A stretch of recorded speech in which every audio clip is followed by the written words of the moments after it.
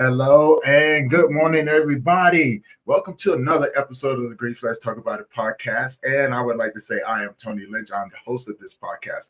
Now, if this is your first time tuning in, do me a favor, head on over to that YouTube channel, hit that subscribe button, hit that bell notification so you've been notified every time that we do drop a new episode. And if you have any questions or comments, please put them in the comments section and we'll be sure to answer those as we go. And as always, you guys already know I have another amazing guest from you guys. And, we all over the world, man. We all over the world. So I'm really happy about that. And secondly, I'd like to say that I want to thank everybody who have subscribed to the channel or tuned in to watch the episodes. Thank you for your continued support. And we're gonna keep bringing it. All right, we're gonna keep bringing it. Now, without further ado, well, before I bring up my next guest, I would like to say that this is for educational purposes only. Now, I'm going to bring up my next guest. You guys help me welcome Mehr. How we doing, my friend? I am great, Tony. Thank you so much for having me here. Yeah, most definitely. Thank you for being here. Thank you for being here. Now, before we get started, tell people who you are, where you're from, and about the work that you do. Okay. Thank you so much, Tony. So, my name is Mehr, and I'm a grief coach. I am an entrepreneur whose journey took a transformative turn after the sudden death of my husband 4 years ago. And this profound experience led me to discover my true calling in grief coaching, where I feel that I have this mission to be with individuals who are looking for renewed purpose and meaning in life after losing a loved one. And I do this through personalized sessions, compassionate listening. And the purpose is to empower these people to navigate their grief journey with resilience, healing, and hope. And my transformative work stems from a deep understanding of the profound impact that loss can have a lot of effect on one's emotional, mental, and spiritual well being. And I believe, and from experience, I know that by fostering a safe and nurturing environment, individuals can be guided towards coping with grief, and they can also find a place of growth, meaning in life, and eventual restoration in their lives. Wow, that is truly amazing. I want to say first and foremost, thank you for the work that you do. And you said something, you said something that I really want to touch on it to dive deeper into it. Let's talk about the emotional effects that loss can have on an individual, right? Because as a man, we've talked about this before. As a man, we don't quite understand those emotions, right? Or maybe we do, and we just express it in a different way. I often remind a lot of people, women and sometimes children, it's not that men don't have those emotions. We have very deep emotions. We just have a hard time articulating the emotions that we're feeling, right? Because we base those emotions around five different factors, right? Um, anger is the main one, right? Anger, loneliness, irritability, frustration, um, you know, quietness, right? I don't know if that could be considered as an emotion, but in this category, I think I'll just throw it on in there. But let me know what your thoughts is on that because you work with a little bit of everyone, correct? Yeah, that's true. Let me know what your thoughts is on that. Between working with women and working with men. Okay. Yeah, I'm really, really happy that you brought this question up because this has been my experience also. I worked more with women, but with men also. So yeah, I can say a little bit about how both the genders behave when they're going through these emotional hard times. So in terms of well, let's begin with grief as an emotion, right? Because Hmm. I feel that it's a natural response to losing something that you once had and it's not there anymore. But the thing is that, however universal the emotion may be, the effect, like being in grief or grieving, it's a very isolating experience. Now, talking about men and women both, I would say that it has very different effects. Well, maybe in terms of all the individuals, I would say that grief has a different effect on everyone.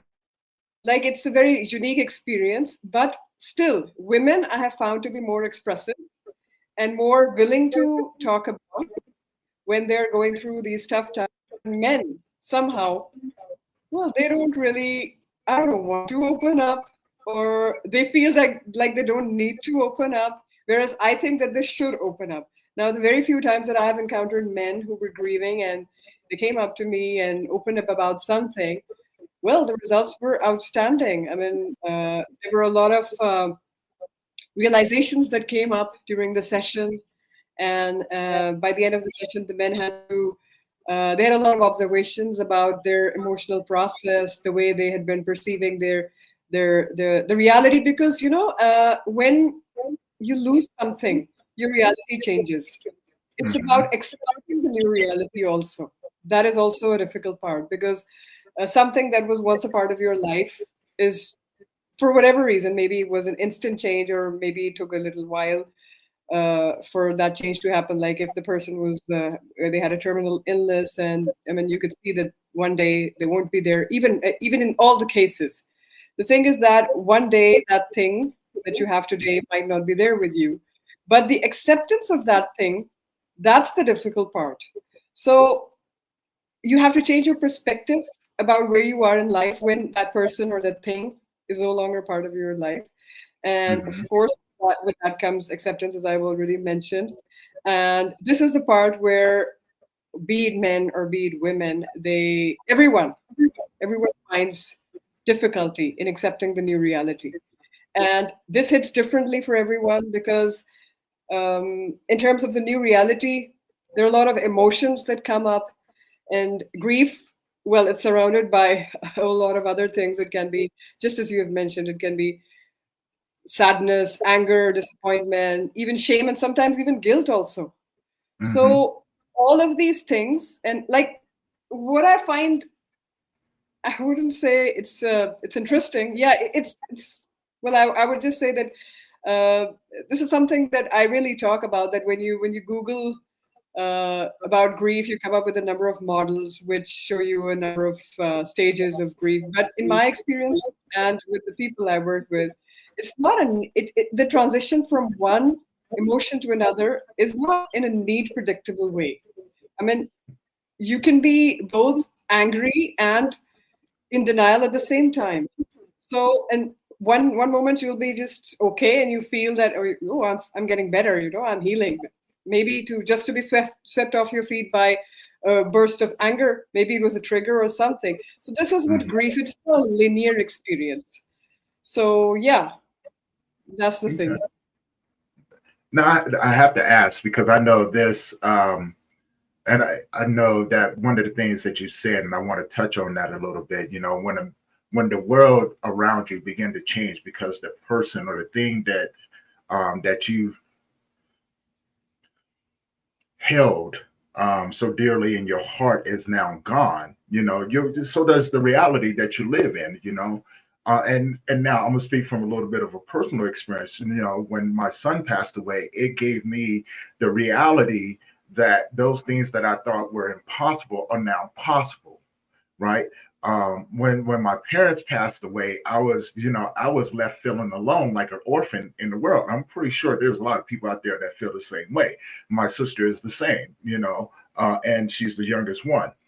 And then when my younger brother passed away, it was like, wow, this world can be a very cruel place, right? So everything now, with those individual losses, came a different reality set that I faced, so to speak, right?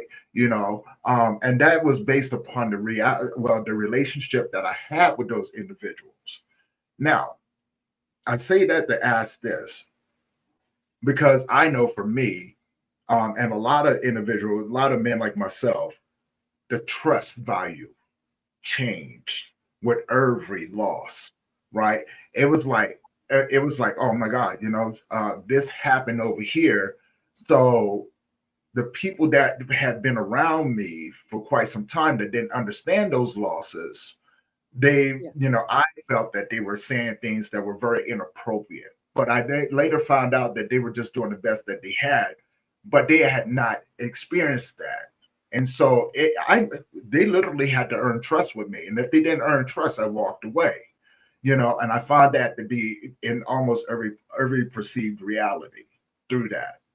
Now, in working with both men and women, did you find yourself um, having more acceptance in having trust with women, or men? And if so, was it harder to earn the trust with either?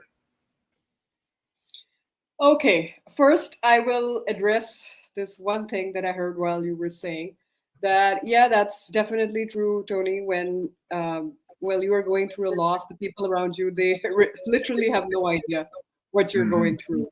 And when we mentioned reality, the change in reality, that also involves the people around us, because when how can they relate with what we are going through? They can never. Right.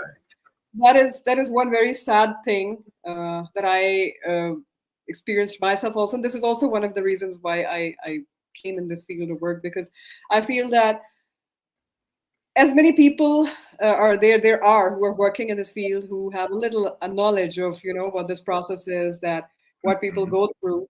That's very important. It's very it's necessary that people who are going through a loss, they know that there are people out there who have been through something similar, and they can be reached, and maybe they can lend a shoulder to lean on, or maybe a listening ear, or yeah. So that's extremely important. So yeah, this is one thing I really wanted to say. Okay, now in terms of your question, that who is more trusting? Well, in my experience, I have felt that women are relatively, well, they're more ready to share their experience. Hmm. But with men also, surprisingly, the men who were able to reach me and get in touch with me and finally sit with me and talk, they were ready. So I can say that if given the right environment, if given the right awareness, I mean, spreading the awareness and getting this knowledge across to them, that there are spaces available where they can come and they can talk about. It's a non-judgmental space where they can share anything.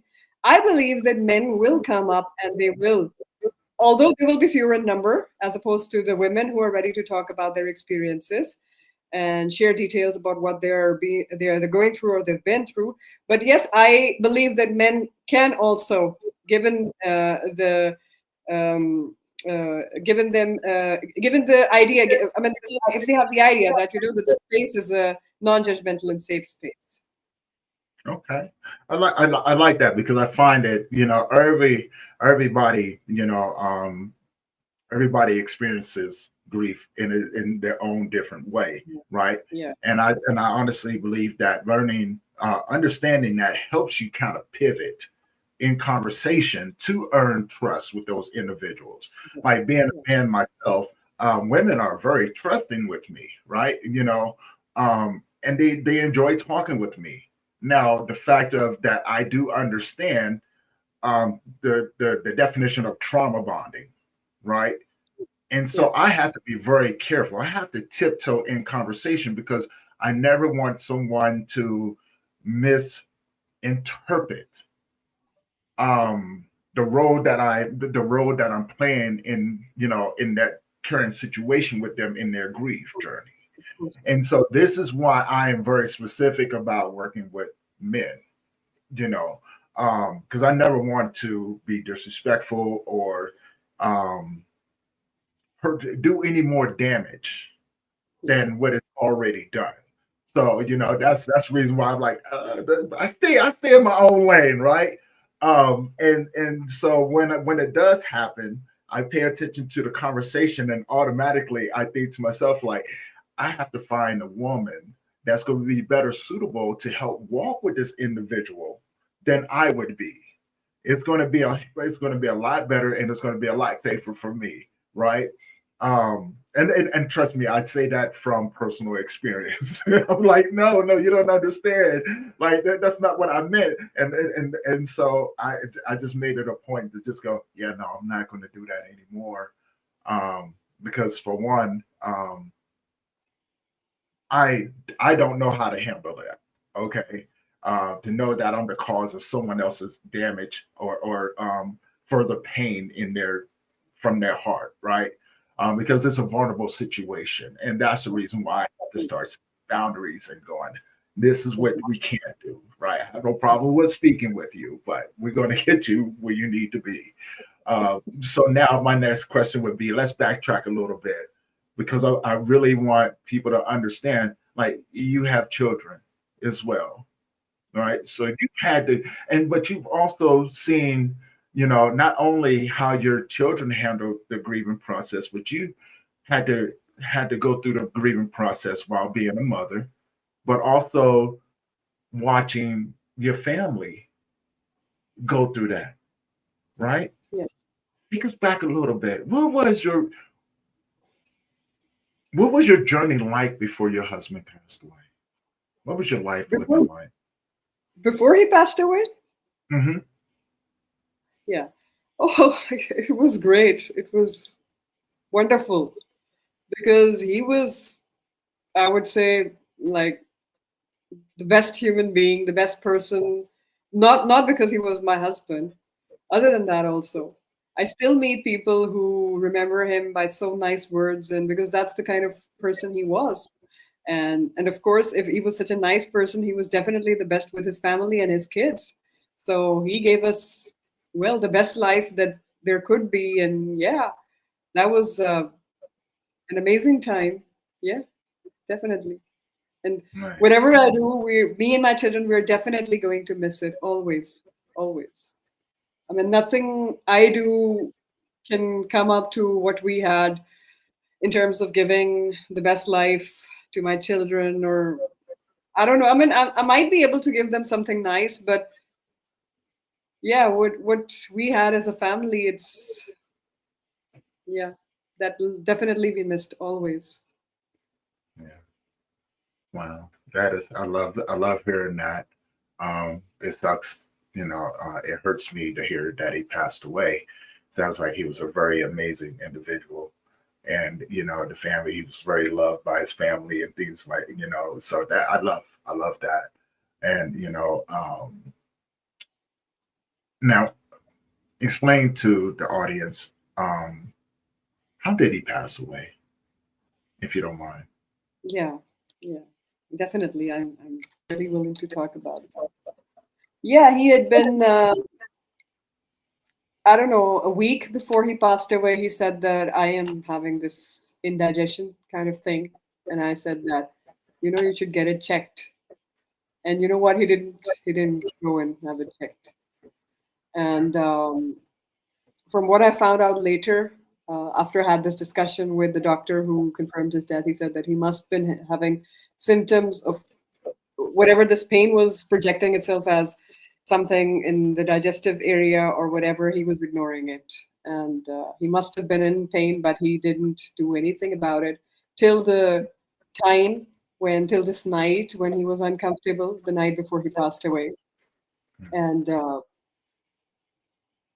yeah, he said he's again indigestion, like food not being setting well in his body and whatever. And I said, okay, let's go to the hospital right now. Let's have you checked, all that. He said that no, it's nighttime, it's late. No, I mean, it will be a bother. And no, no, I'm not willing to go to the hospital and all that. But that night we both were like mostly up. Sometimes he was walking in the room. Sometimes he was asking me to make tea. And I think he drank 3, 4, 5 cups of tea during that time. And all the while I was persistent that, let's go to the hospital. And he said, no, let's wait for another hour. Let's wait for the morning and this and that and whatever. And yeah, it was morning. And then he finally said that, okay, I feel like I should go to the hospital. So we went to the hospital, and the doctor did the ECG, and he said, you're fine. you have indigestion. And he gave him tablets for indigestion. And yeah, that was it. And then he, of course, because after a sleepless night, he said that I'm going to rest. And he went to sleep and he never woke up. And when he was not waking up, of course, that was a difficult moment for every one of us when we realized that, he's not waking up. So he was taken to the hospital where the doctor confirmed his death. And they said that he died in his sleep because of a heart attack. So, yeah, this is how he died. Um, wow, you took me there. I'm just, in your world right now. I'm just thinking to myself, like, what sort of emotions are running through your head in that moment? What sort of worries, have now just accumulated. Um, Hearing that news, how are the children handling this? What was, I guess my question would be, what was the grieving process like for you and your children? First of all, Tony, because all of this was so sudden and shocking, that was the hard hit. That was something that really, really, I don't know, blew our world. Everything fell to pieces in that moment when I realized in the hospital that, I have to go home and I have to tell my children that this has happened. And the strange thing is that even when I was standing by him in the hospital, and there were, other than the fact that he had passed away, there were so many other thoughts in my head around my children's life. I'll be honest that this thing really, it was hitting me. Other than my changed reality, other than him being gone out of the picture, other than a future without him, what will my children do now? Right. What will I be able to do for them, being the single parent? How can I do justice by them, being a single mother? So these were the things that were really troubling me at that time when I was standing beside his dead body in the hospital. And well, my eldest daughter, she was 16 at that time, and my son was 14, and the youngest, she was 9 years old. So two teenagers and one preteen. So that was a really developmental for children, and all of them, the three of them, they had a different grieving process. They grieved differently. They took this news in a very different way. The way they reacted were also very different, and I had to deal with them, all three of them, in a very different way, Mm-hmm. just to make sure that I wouldn't say what the best way is. I don't know. I didn't know at that time, but I just tried to be with them, to listen to what they had to say, and try to understand what they were going through. So this is what I did, in spite of the fact that I I don't know. I thought my life was also over. There were so many times, Tony, I used to question the fact that why am I alive? Maybe I should have been the one who should have left the world. And why? Because there are so many whys in a person's life. Oh yeah. These whys also used to come up so many times. Why me? Why us? Why now? Why the situation and Yeah. all that? So there was definitely a time when I so wanted to give up, but it was just because of my children, only because of them, that I don't know, I somehow kept going. And I forgot about myself. My health deteriorated. I don't know. I stopped uh, doing any of the things that interested me. I don't know, gave up on everything, literally. And I just thought, it's just, people say one day at a time. I used to think 1 hour at a time. This is how I used to spend those hours and days. And So I don't know. 2 years passed like that, and sometime during last year, I call it a moment of transformation. When I was just sitting and I don't know, something in my mind, it came up and it said to me, there was this voice and I, come on, what are you doing? I mean, this is not the way. This is not the life you're supposed to live. Right. And that was the moment of transformation, as I call it, in my terms. That was the moment I realized that if all this happened and I'm here, this means that there is a purpose behind everything. And since I was seeking a lot of emotional support during those early days, and I felt that no one understood me, no one knew what to talk with me, or even just sit there and listen to me. So maybe I should be the one to do that. And when I Mm. started looking around, I found out that there are so many people in need for emotional support, for someone who is not judging them and able to just listen to them. So I said, okay, why not become that person myself? Like if I feel that there was something or someone that should have been there for me and was not there, maybe why not I become that person for the people who are next in line? Because this process is going to go on. I mean, there'll always be people who are grieving the Yeah. losses of something or someone. And because this is a universal thing, this is how life goes, and this is how people live, human beings are supposed to live. So from Yeah. that point onwards, I think I changed as a person, and my life changed, my purpose changed, and I truly believe that this is my mission. And since that time, I have been. I wouldn't say that I'm the happiest person on earth right now, no, but I'm definitely aligned with what I'm supposed to do, and that gives me peace. That makes me feel good about where I am in life and what I'm doing. And when I work with people and they say that they thank me in the end, I feel so grateful to God that if I'm able to make a little bit of difference in someone's life, I think that's my job done. Yeah. So So I yeah, love that. I love that's the that. journey. We talked, right? And we was both on the same page. Like, of course, grief isn't for everything. You're really never going to stop grieving. You may get better at the healing process, Yeah, yeah, and get further along. But as the further along that you get, it begins to reveal so much more, right? And some people, and I tell people this all the time, like, don't worry that you're not going to turn around and do something like what we do.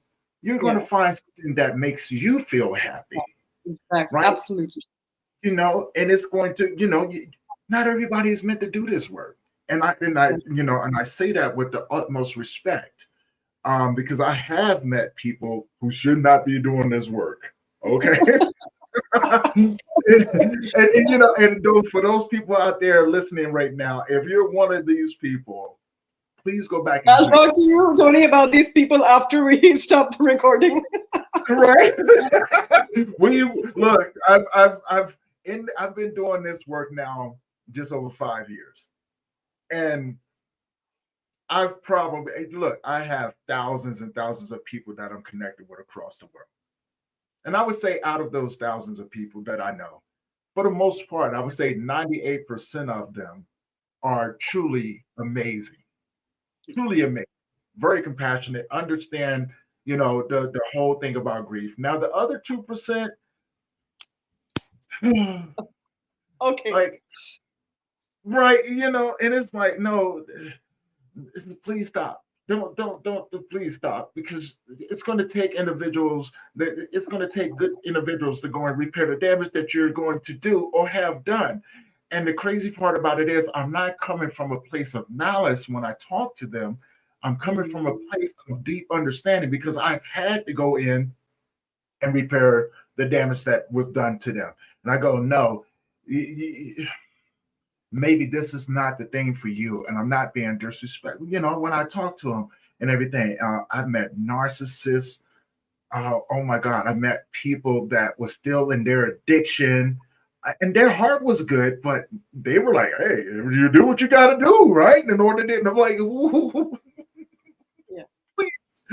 Get to a place of recovery, right? That way you can add a little bit more to what you're doing. And then a narcissist, I've been cussed out by a narcissist before. She was truly amazing. I was like, huh, really? She got mad at me. And I went, how does this work? Right? You know?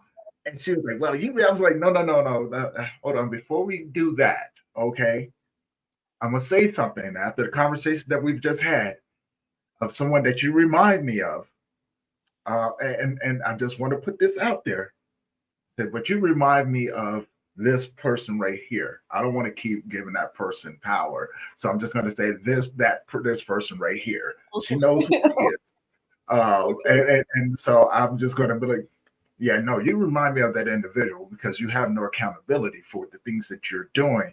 And for you to come at me the way that you have, that was very disrespectful. But now I digress. And I told her, I said, I digress. Instead of me saying this, because it's good, I don't want to make it seem like I'm attacking you. I'm going to post this conversation without your name into a social media link. And I want you to really pay attention to how people receive that receive that conversation.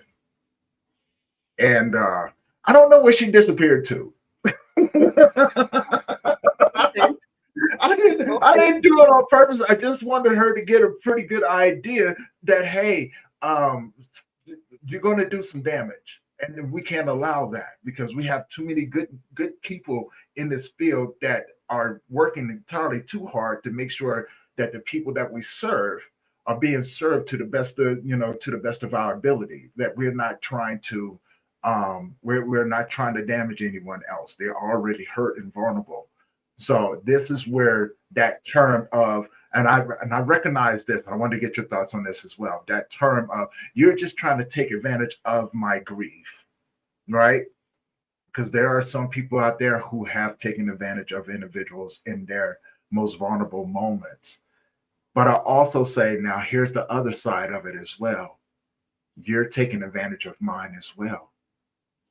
The only difference is that I want you to take advantage of it, but just don't misuse it or misinterpret because Yeah. I understand where you're coming from, but you're doing the same.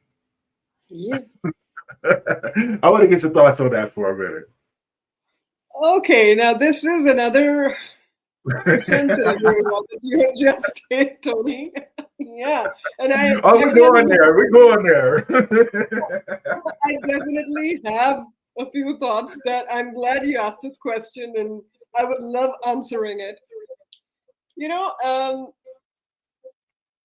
well, having interacted with a number of coaches during all this time I've been a coach, and I have met amazing people, wonderful human beings, incredible people who have been so nice and polite and guided me and told me stuff that I didn't knew and explained to me how this whole coaching thing is and how things should be done and this and that and whatever.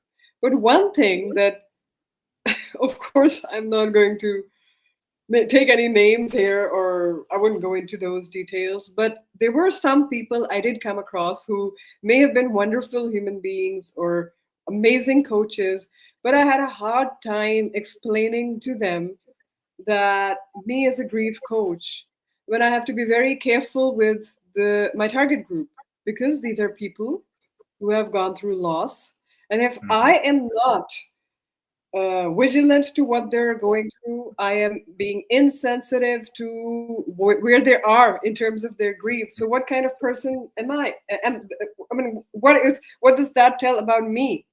So I have to be the first person who needs to be able to figure out, like, okay, well, this person is grieving, they definitely need emotional support and all that, but it is Mhm. for me to decide the right approach, what to say to them, what help do I offer. Or I mean, I can't straight up go and, oh, you just sign up for my 2 month coaching program and you'll be out of grief after 2 months. No, that's not possible. That can't happen, because how do I know? And I always prefer one-on-one sessions first, because that is the time, that is a space in which I connect with you first. And maybe you don't need coaching, maybe you need medical help, maybe you need therapy. I don't know. And which coaching approach you need, or what exactly it is that you're looking for. What is your mental condition? Are you suffering from depression? All these things. So these are the Mhm. things that I assess when I meet you for the first time. So I feel that it's really important, that one-on-one connection is really important. If if I'm thinking that, this is one individual that I am going to be working with, or trying to help them out of their grief, or helping them cope with their difficult emotions. So Mhm. in terms of that, I am still I still have a hard time sometimes explaining to these coaches that I'm sorry, the presentations that you have made for everyone and you sell everyone about the marketing and the launching programs or the coaching programs, I'm sorry, they're not applicable to me per se. I mean, as is, there have to be certain modifications. And with grief, I don't think I can arrive at the formula or the code with which I can crack grief. I don't think that's possible. It's a long-term process. It's a lifelong process. In fact, grief is a lifelong process. What we can do is we can equip people in the grieving process with tools and techniques which will, first of all, make them help connect with their grief better, recognize their feelings, allow themselves to feel all those feelings, and then see how they can be in a better position to deal with that grief. That is, by the way, going to stay lifelong with us, because that is actually the unexpressed love that we had for that person, one.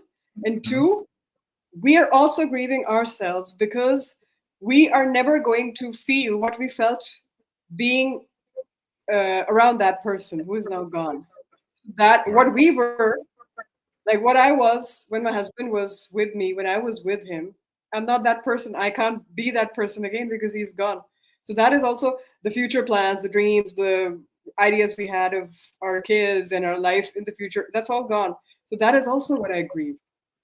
Like he is gone, that's one thing, but I grieve parts of myself that went with him also. And for this, I have felt, Tony, that positive psychology, it's a lovely subject. It's my favorite subject these days. I feel that that's a very good subject to cope with people who are grieving. And I have applied many of the principles myself also, and I felt that that's a good subject. That's a very good area to explore. I like that. I like that because I too have studied psychology and sociology, and often it helps me in understanding in the conversation of how to pivot with individuals, right? Especially on one-on-one coaching, even in groups and things like that. Um, One of the things that I encourage in my groups is not comparing their stories to other people, but to respect those Absolutely. individuals, be in the moment with them, right? And Exactly. and speak life into them, connect with them on a different level, and be able to open yourself up to learn. And I think as a man, as we in the grief field, doing this work, this beautiful work of grief, Yeah. I think it's important to understand that, right? Not to say that, oh, this is the program for you. No, that may Yeah. be the program for some individuals, but it may not be the Yeah. program for all Absolutely. individuals, Absolutely. right? And Absolutely. so I find that is really, really important for individuals like ourselves who are continually growing and evolving in this ever beautiful growing field of ours Yeah. to be able to understand the spaces that we enter into, Yeah. right? I believe that we all carry within our own stories messages for other people, Yeah. right? Like I know for me, and again, I'm only speaking from an individual point of view, the surrenderance to the grief, no Yeah. matter how it shows up in me, right? Yeah. But to be able to surrender to it, sit down with it, have a conversation with it, and Yeah. and and allow it to pour into my cup, so I can, my cup is always overfilling, so I'm able to give that to other people, Yeah. right? And and go sit down and it'll feel back in again and give more. Now I know that one day my cup is not going to fill back up anymore. I would have reached a place where I will have to transition out of this world, but I would have given everything that my cup has offered me to out to other people so they can um, benefit from my journey, right? The knowledge, and that's continually blessing me every step of the way, right? And to understand, like I've written different programs, and they're not cookie cutter programs. I've seen the cookie cutter ones, and I've had to go, ooh, can we do something different here, please? Can we? And Yeah. they're like, what do you mean? Let me give me about a week. Let me write this program real quick, and I'm going to give it to you. You can use it if you want to, but I think it Yeah. may be a little bit more beneficial. And those things come to me, and I put the program together. I put a presentation together. I know a week. Most people are like, that's not enough time. Well, you have to understand, I have a lifetime of experience, right? So Yes. just because I'm putting this particular program together within a week, there's a lifetime of experience that I'm pouring into this. And I will go back in within it. Like I'm working 22, 23 hours out of the day and I'm sleeping, napping for an hour, getting back up and going, maybe I should take this out and I can add this in, right? Because this can actually open up the doors for, for more universal connection. Yeah. So, Absolutely. it allows people to be able to maneuver through it in their own way. And I go, take that, please try it. And if it doesn't work, don't worry about it. You don't owe me anything, but please try. And as I mentioned before, I've written programs for large companies that are still using these programs because it's more like a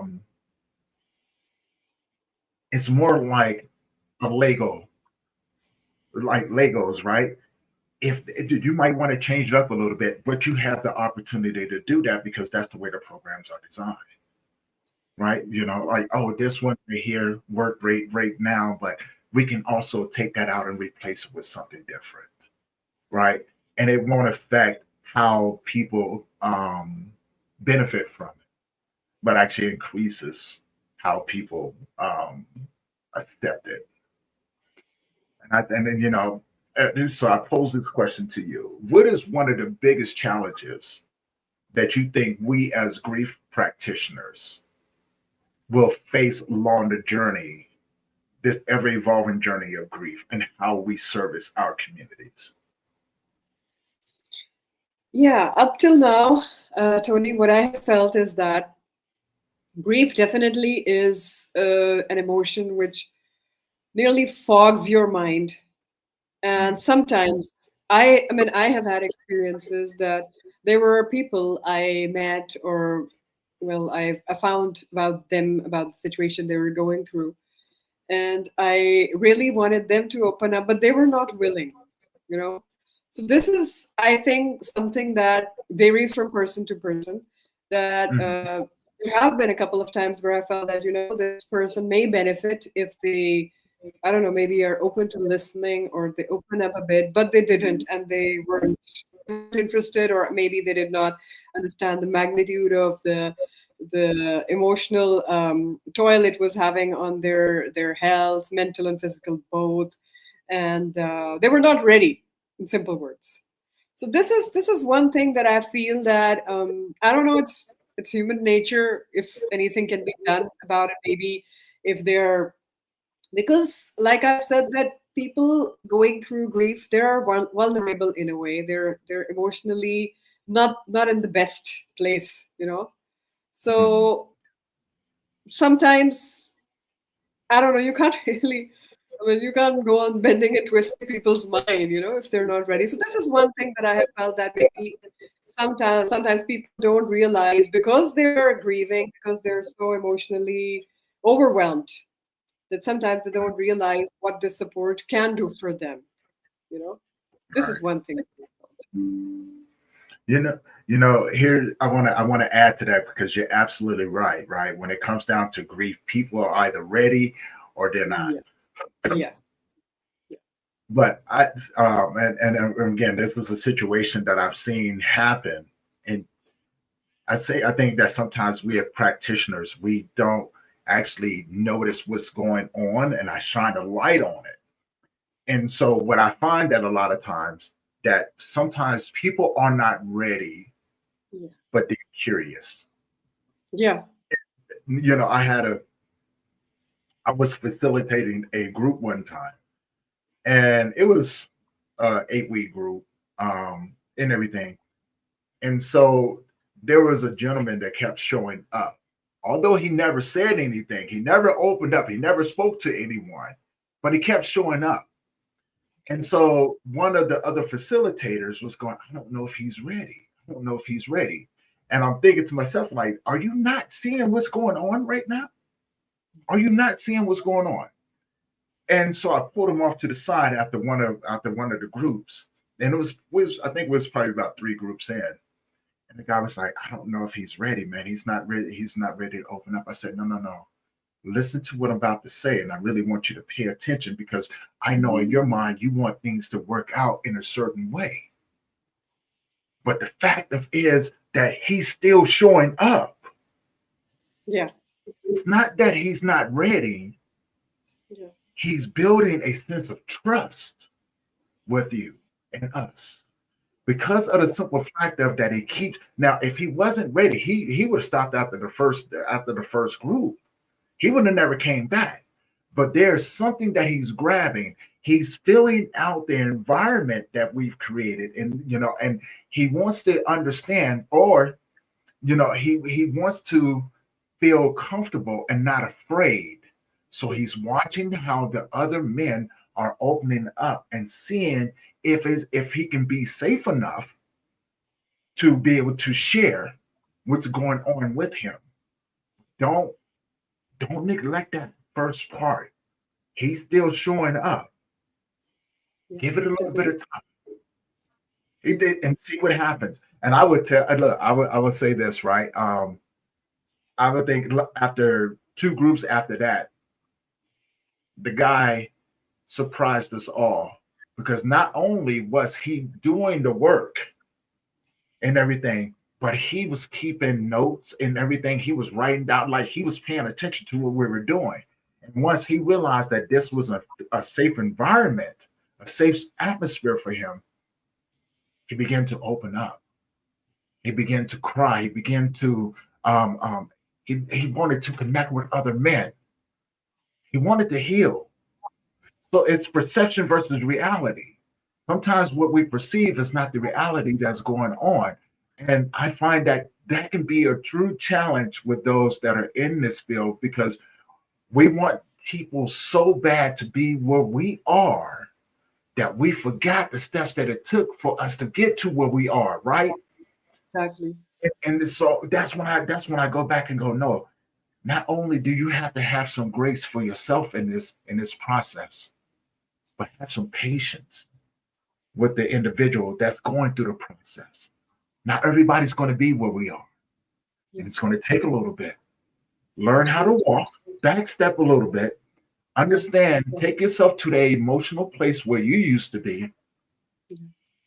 and become that person in this moment with them and begin to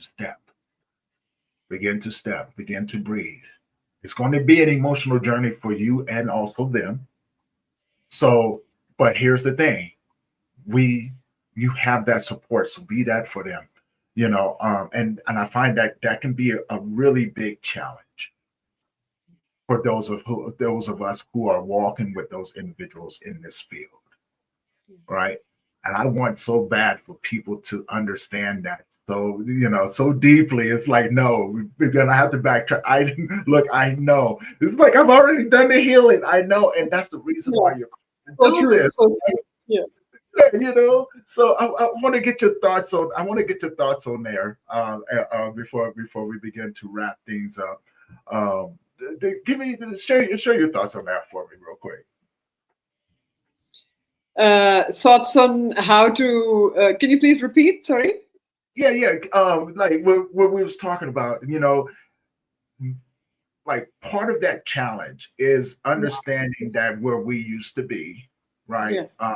to versus where we are now, and how does that benefit the individual if we're adaptive in Okay. their journeys?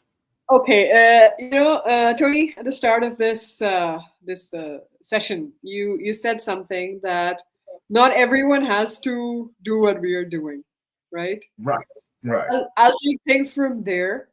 That since everyone's paths on grief is different, so what best we can do is we should be ready to share our experience, because I believe in our line of work, no other certification, no other degree, no other knowledge, I think, is as important as the experience that we have been through, and the things we had to face, the I don't know, the experiences we went through every thick and thin. I think that's the gold. That's the gold here.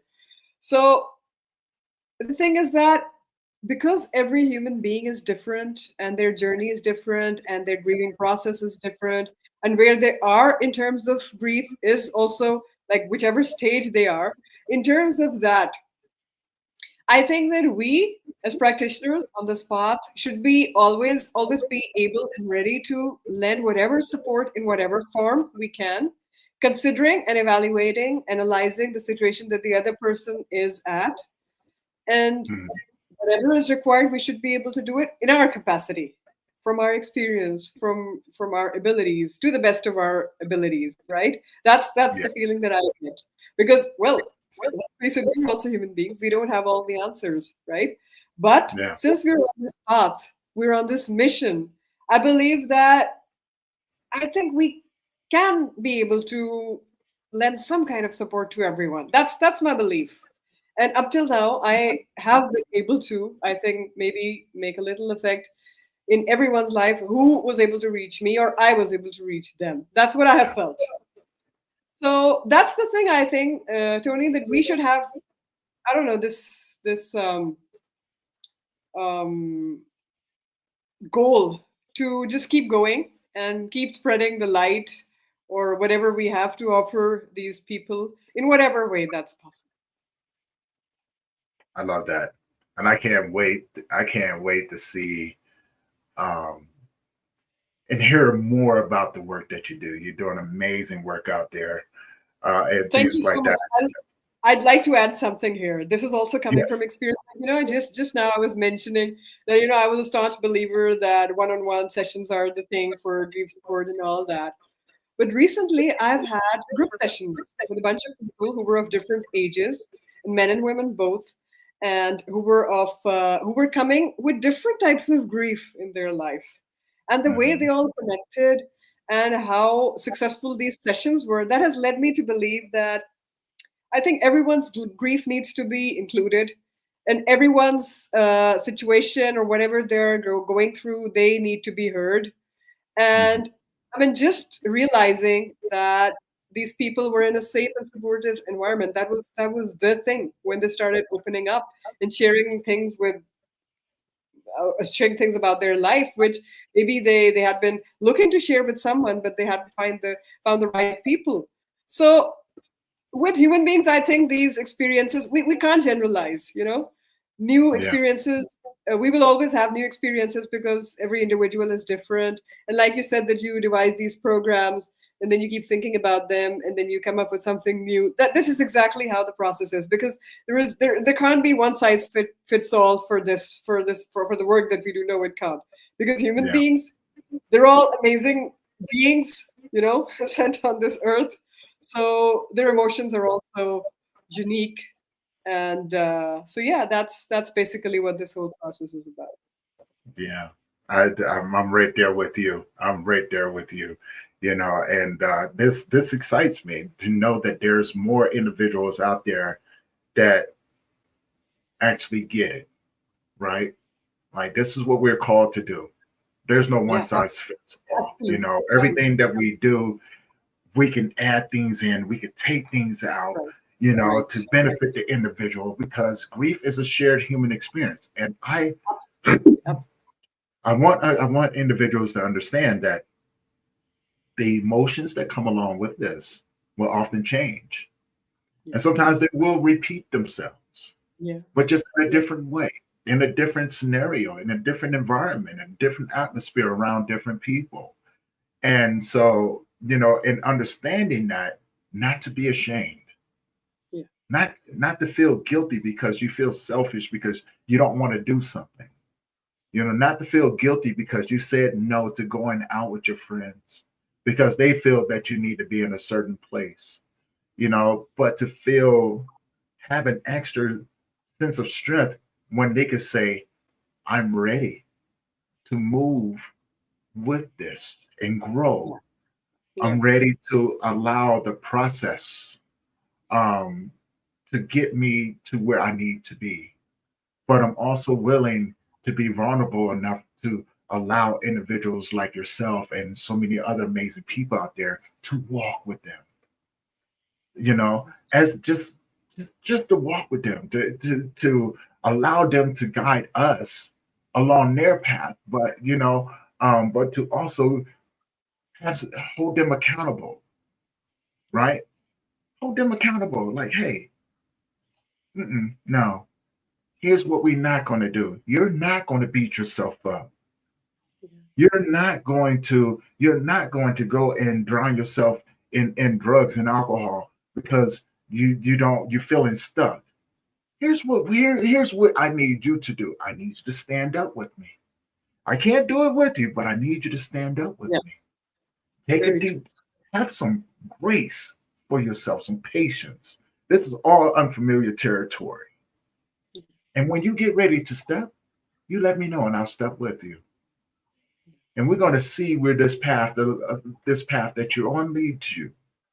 But I make a commitment that I am not going to step away until it's time for you to go take your path,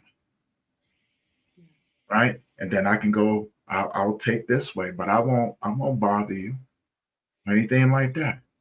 I'm just here to walk you to your next destination, but to make sure I leave you in a better situation than when I found you, right? Absolutely. And I find that to be just so that really truly excites me because I can't wait to see the work. Um, just to get to know more about your work and the things that you're doing and how I can support you in all of those different ways. But most importantly, introduce you to some more amazing people, right? And go, hey, do your thing. I want to see it, right? And I think that's gonna be amazing to watch. And with that being said, before I let you loose now, how can people find you? Yeah, people can reach me out on Messenger, Facebook, and my Instagram. And yeah, hit me up anytime with the DM. Mhm. Facebook and And Instagram. Facebook and Instagram. And I do have her information down below in the YouTube channel. So if you haven't already, do me a favor, and I see you guys over there sitting back listening. I think thank you guys for always supporting Instagram, LinkedIn. Thank you guys for always tuning in and showing your support. And so her information is in the YouTube channel. So again, if this is your first time tuning in, if you haven't already, head on over there to the YouTube channel, hit that subscribe button so you'll be notified and be up to date on everything that we do. We have a lot of more amazing conversations coming for you guys as well. With the new year coming up, we're changing up the platforms, we're changing up how we're doing things, but we're going to keep having these amazing conversations. All right. So keep that in mind as well. Now, if you can leave the audience with something, what would you leave them with? Yeah. I love this question because I love what I'm going to say. Tony, the thing is that if you're grieving or not, if it's just any heavy emotion that you find yourself with any day at any time, prioritize self-care. This is one thing that I think is the most important thing because, well, you come first, but we neglect that, we forget that, we ignore that, especially when we are grieving, especially when we are going through tough times. We get up and show up for every other thing in the world. We say, "Oh, forget, I'm just having a bad day. I'm not in a good mood. I'm not feeling good about that and this, that, the other. And we forget about ourselves. No, prioritize self care and get in touch with your feelings always. Like you just said, sit, pause, think what you were feeling, let it come up, talk to it. Yeah, do that as many times as you want to. Pause, take a break as many times as you want to. Yeah, It's because you're doing it for you. You need to do it for you. I love that. I love that answer. I definitely love that answer. Um, and with that being said, I want to say thank you for being on the show today. Thank It you for was, having. and I know it's getting late where you are right now, No, no, and it's okay. It's okay. I know you I like told, you talking about I this. You're told like, you no, why you it's don't okay. understand. I'm waiting for the phone call. Yeah. I'm waiting for the phone call. And so, I want to say again, it's such an honor and a privilege. Thank you for giving me the honor and the privilege of having you on the show to have this conversation. Such a beautiful conversation. Can't wait to do many more. And so you guys, go check her out, and reach out to her. Let her know that you see it on the podcast. She's going to take care of it. You guys already know, things like that.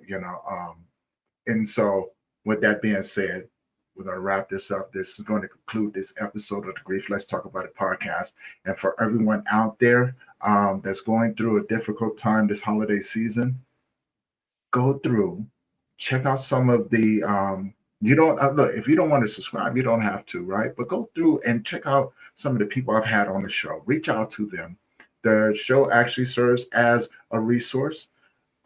Get to know them through those conversations. Reach out to them. Get the support that you need and deserve. Right? Don't do it alone. Please don't. And know that we are out here. That we actually care. Yeah. And so, with that being said, you guys enjoy the rest of your day. This is going to conclude this episode of the Grief Let's Talk About It podcast. I love you. Thank you for your continued support. And we're going to see you guys in the next episode. All right. Peace.